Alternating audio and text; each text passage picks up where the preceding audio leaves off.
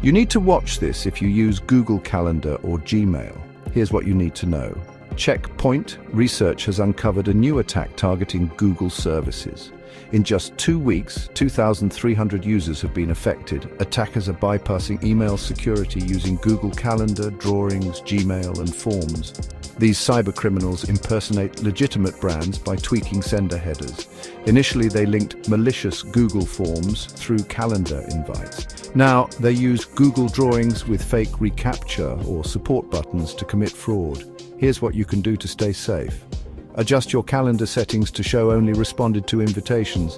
Disable automatic adding of Gmail events to calendar. If you use Workspace, enable email verification for appointment scheduling. Also, enable alerts for invitations from unknown senders. Remember, staying updated on threats and reviewing your Google Calendar privacy options are crucial. With 500 million users worldwide, it's vital to balance usability and security. Stay safe out there. For more updates, subscribe and hit the bell icon.